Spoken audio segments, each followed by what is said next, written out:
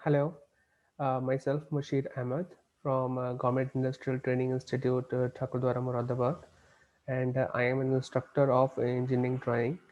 So, in this video series, I am going to teach you about engineering drawing as a subject that is being teached here as a common subject for most of the trades. So, let's start.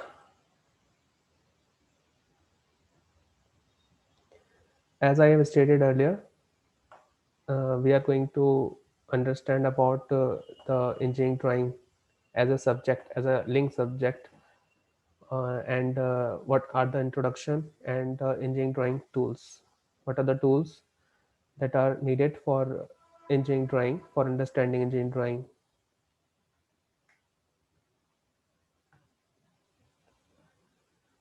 Here are the contents. हम इस video series में engineering drawing का introduction के बारे में समझेंगे और कौन कौन से टूल्स हमें एक इंजीनियरिंग ड्राइंग सब्जेक्ट को सीखने में, समझने में कौन कौन से टूल्स की ज़रूरत पड़ेगी। इसके अलावा ड्राइंग शीट्स के बारे में हम लोग डिस्कस करेंगे, drawing pencils, drawing board, T squares के बारे में, डायमेंशनिंग क्या होती हैं, कैसे हम पर्टिकुलर डायग्राम को डायमेंशनिंग कर सकते हैं, और मोस्ट इम्पॉर्टेंटली ऑर्थोग्राफिक प्रोजेक्शन। ये क्वेश्चन बहुत ही इंपॉर्टेंट होता है एक ITI स्टूडेंट्स के एग्जामिनेशन में। एंड इसके अलावा हम लोग लेटरिंग, किस तरह से हम अक्षरांकन या नंबरिंग करते हैं, इसके बारे में समझेंगे। इसकी बहुत सारी वीडियोस आपको मिल जाएंगी जिसमें ये सारे बुलेट्स पॉइंट कवर्ड कर लिए जाएंगे। इस पर्टिकुलर स्लाइड में, इस प्रेजेंटेशन में हम लोग स्टार्टिंग के 2 बुलेट पॉइंट हैं जो कि इंजीनियरिंग ड्राइंग का इंट्रोडक्शन और इंजीनियरिंग ड्राइंग से रिलेटेड कौन कौन से इंस्ट्रूमेंट्स होते हैं उसको एक लिस्ट और उसके बारे में थोड़ा सा इंफॉर्मेशन के बारे में हम लोग इस सीरीज में समझेंगे। So these are the learning outcome.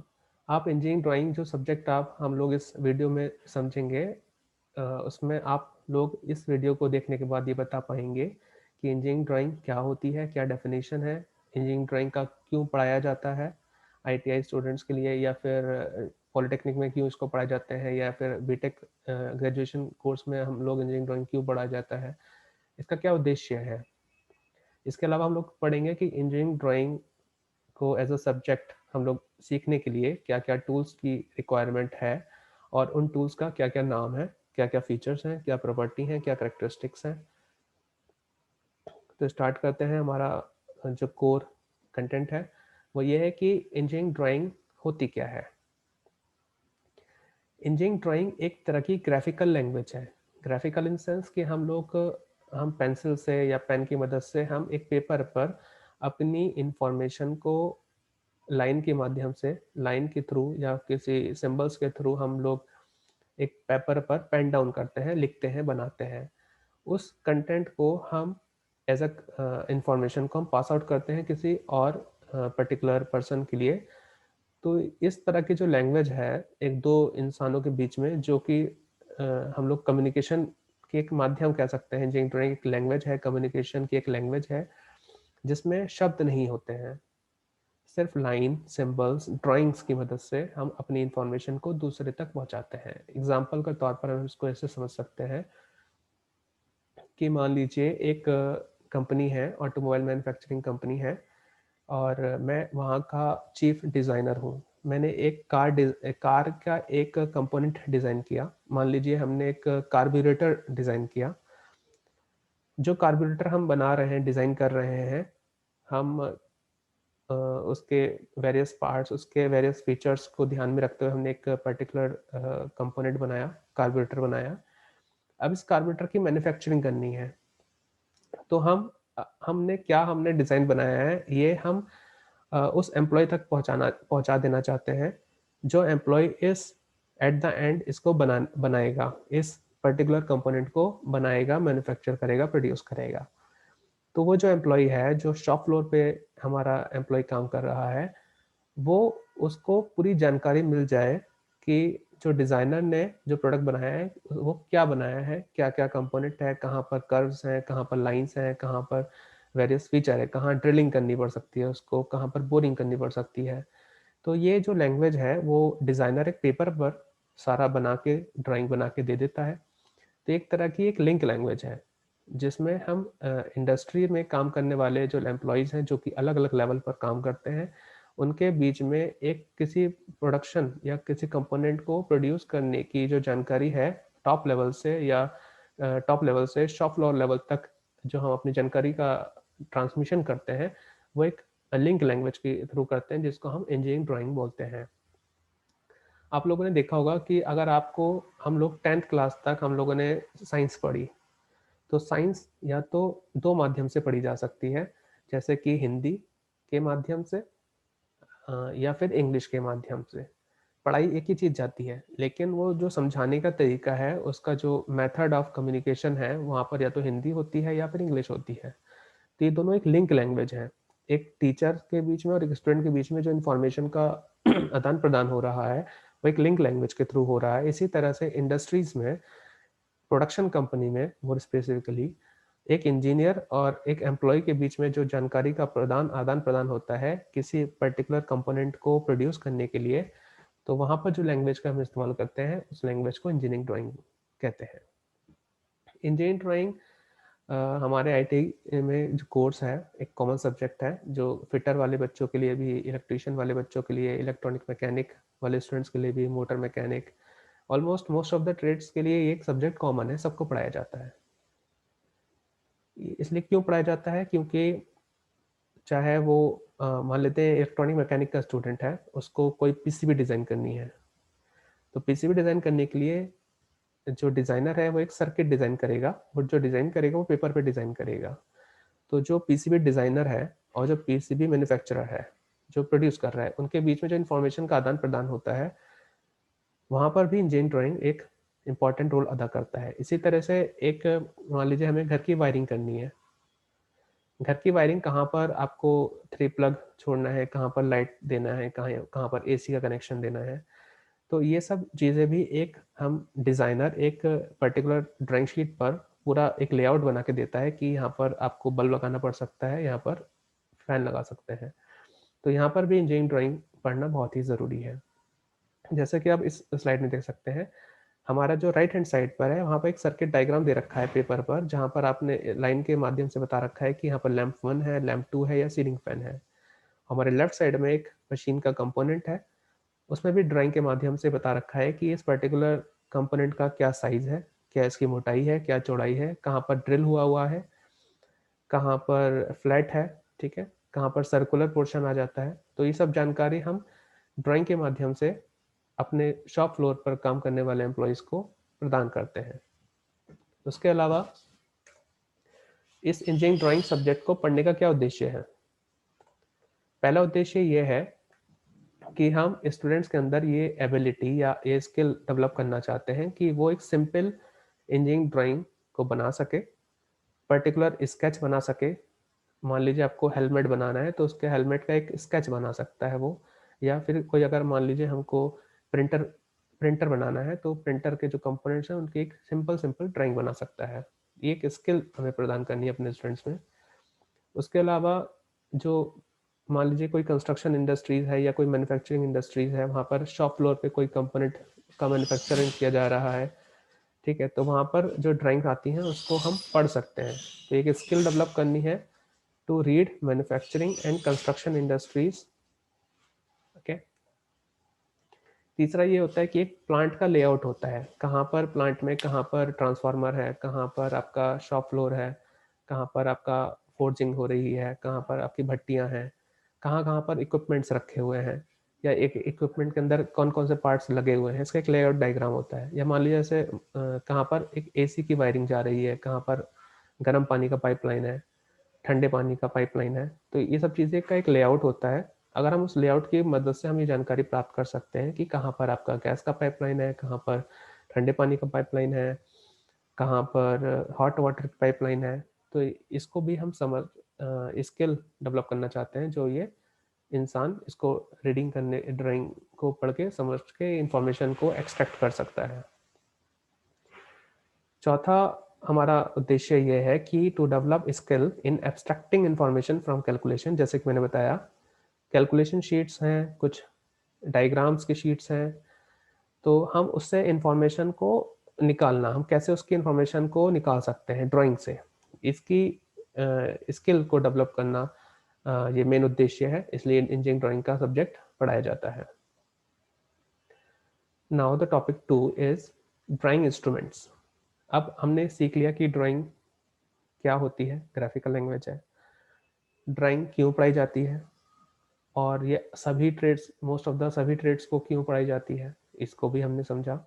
अब ये आते हैं कि हम ड्राइंग इंस्ट्रूमेंट्स को पढ़ने ड्राइंग को पढ़ने के लिए क्या क्या इंस्ट्रूमेंट्स की हमें ज़रूरत होती है, क्या क्या इंस्ट्रूमेंट्स हमारे लिए ज़रूरी हैं। ओके, पहला यहाँ पर हम दिखा रहे हैं कि ड्राइंग बोर्ड हम डिटेल में पढ़ेंगे, क्योंकि इसके बहुत सारे क्वेश्चन हमारे रेलवे लोको पायलट में इससे क्वेश्चन एसोसिएटेड पूछे जाते हैं, या हमारे CTI का एग्ज़ाम है उसका, CITS का एग्ज़ाम है, या फिर ITI के जो नॉर्मल एग्ज़ाम्स होते हैं उनमें भी इसके बारे में डिटेल में ऑब्जेक्टिव क्वेश्चन पूछे जाते हैं। इसको हम लोग डिटेल में पढ़ेंगे, लेकिन यहाँ पर हम लोग समझ सकते हैं कि ड्राइंग बोर्ड होता क्या है। ड्राइंग बोर्ड एक लकड़ी का टुकड़ा होता है, समझ सकते हैं, जहाँ पर हम अपनी ड्राइंग शीट्स को प्लेस करते हैं, ताकि जब हम लोग ड्राइंग बनाएं तो ड्राइंग शीट्स आराम से कंफर्टेबली रखी हो और हम आराम से कंफर्टेबली ड्राइंग बना सकें। ये एक लकड़ी का होता है, लकड़ी भी स्पेसिफिक होती हैं, मैन्युफैक्चरर के द्वारा बताई गई हैं कौन कौन सी लकड़ी का हम ड्राइंग बोर्ड बना सकते हैं, क्योंकि सारी लकड़ी के अंदर वो सब खासियतें नहीं हैं जो एक ड्राइंग बोर्ड के बनाने की ज़रूरत होती है। तो ड्राइंग बोर्ड क्या है, एक लकड़ी का पीस है जिस पर हम ड्राइंग शीट को प्लेस करते हैं, रखते हैं। दूसरा इंस्ट्रूमेंट है आपका टी स्क्वायर। इसको भी हम, जैसे कि ड्राइंग बोर्ड के मैंने बताया, इसके बारे में बहुत जगह पूछा जाता है, तो हम टी स्क्वायर के बारे में डिटेल में पढ़ेंगे, लेकिन for the introduction basis, T square इस तरह का होता है, ये टी शेप का होता है, इंग्लिश में जैसे टी लिखते हैं उसी शेप का ये टी स्क्वायर होता है। ये ड्राइंग बोर्ड के साथ हम इसको यूज़ करते हैं। इसका मेन उद्देश्य ये होता है कि हम अपने ड्राइंग शीट के ऊपर हॉरिजॉन्टल लाइंस खींचने के लिए, या पैरेलल लाइंस, समानांतर लाइनों को खींचने के लिए हम इसका इस्तेमाल करते हैं। ये इसको बताया गया है कि ड्राइंग बोर्ड में एक जगह होती है जहाँ पर हम टी स्क्वायर को रखते हैं, उस जगह का नाम इबोनी होता है, इबोनी एज। तो इबोनी में हम इस ड्राइंग टी स्क्वायर को रखते हैं, जिसकी सहायता से हम अपनी ड्राइंग शीट पर हॉरिजॉन्टल लाइंस या फिर पैरेलल लाइंस को हम खींच सकते हैं। अब आता है मिनी ड्राफ्टर। मिनी ड्राफ्टर हालांकि ITI स्टूडेंट्स के लिए अलाउड नहीं है, ITI स्टूडेंट्स में नहीं सिखाया जाता, लेकिन इसका बहुत ही ज़्यादा यूज़ होता है हमारे पॉलिटेक्निक कोर्सेज में, और इंजीनियरिंग ड्राइंग हमारे बीटेक ग्रेजुएशन वाले कोर्सेज में हम ड्राफ्टर, मिनी ड्राफ्टर का बहुत ही ज़्यादा कॉमन यूज़ है इस इंस्ट्रूमेंट का। ये बहुत कॉमन टूल है, लेकिन ITI में हम इसको as a common tool use नहीं करते हैं। मिनी ड्राफ्टर एक ड्राफ्टिंग मशीन का छोटा प्रारूप कह सकते हैं, छोटा प्रारूप है। देखिए हम लोगों ने हमारे पास जो ITI में हम लोग यूज़ करते हैं वो है टी स्क्वायर है, सेट स्क्वायर, चांदा, प्रोटेक्टर, ये सारे इंस्ट्रूमेंट की मदद से हम अपनी ड्राइंग बनाते हैं। मिनी ड्राफ्टर क्या करता है, टी स्क्वायर को रिप्लेस कर देता है। टी स्क्वायर का जो काम है वो मिनी ड्राफ्टर कर लेता है, सेट स्क्वायर का जो काम है वो मिनी ड्राफ्टर कर लेता है, प्रोटेक्टर या चांदे का जो काम है वो मिनी ड्राफ्टर कर लेता है। इसी तरह से स्केल का भी हम हटा के मिनी ड्राफ्टर को यूज़ कर सकते हैं।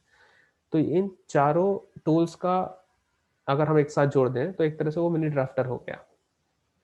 ये बहुत कॉमन टूल है, लेकिन हम इसको अपने ITI वाले कोर्स में यूज़ नहीं करेंगे। हम लोग normally T square, set square, protractor और स्केल की मदद लेंगे।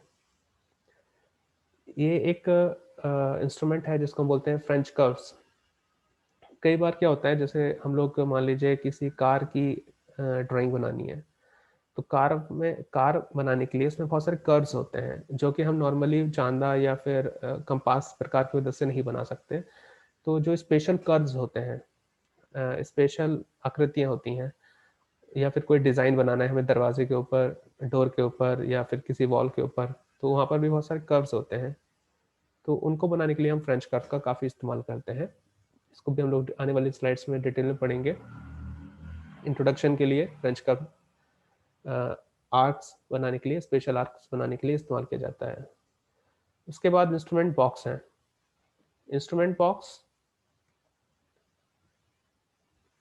इंस्ट्रूमेंट बॉक्स के अंदर आपको बहुत सारे स्पेशल टाइप के कंपास मिलेंगे। कुछ बड़े कंपास, लार्ज कंपास होते हैं, लार्ज डिवाइडर होता है, लेंथनिंग बार या पेन पॉइंट अटैचमेंट, लीड कैस, लाइनर, ये सारे इंस्ट्रूमेंट आपको मिलते हैं एक इंस्ट्रूमेंट बॉक्स में। अब बात करते हैं लार्ज कंपास क्या है। देखिए लार्ज कंपास में जो इसकी एक लेग होती है, एक टांग होती है, वो उसमें एक जॉइंट होता है, उस जॉइंट को बोलते हैं नी जॉइंट। इस तरह के कंपास को हम लार्ज कंपास कहते हैं।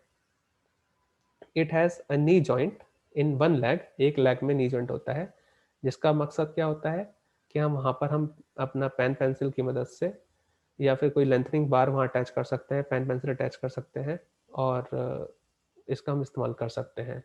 इसका मेन मकसद क्या होता है लार्ज कंपास का, बड़े-बड़े सर्किल, बड़े-बड़े चाप लगाने के लिए या कोई बड़े से मेज़रमेंट लेने के लिए हम इसका इस्तेमाल करते हैं।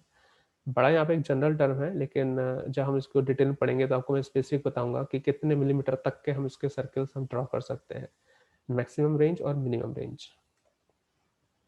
ये एक इंकिंग पेन है या लाइनर बोल सकते हैं या रोलिंग पेन बोल सकते हैं। इससे हम इंक करने के लिए, जैसा कि नाम है इसका इंकिंग पेन, तो इंक करने के लिए इसका इस्तेमाल करते हैं।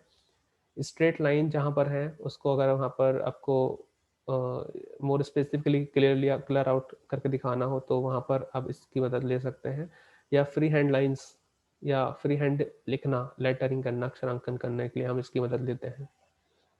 इसी तरह से बो इंस्ट्रूमेंट्स होते हैं, बो पेंसिल कंपास या फिर बो पेन कंपास, दो तरह के बो इंस्ट्रूमेंट्स होते हैं, पेंसिल कंपास या पेन कंपास।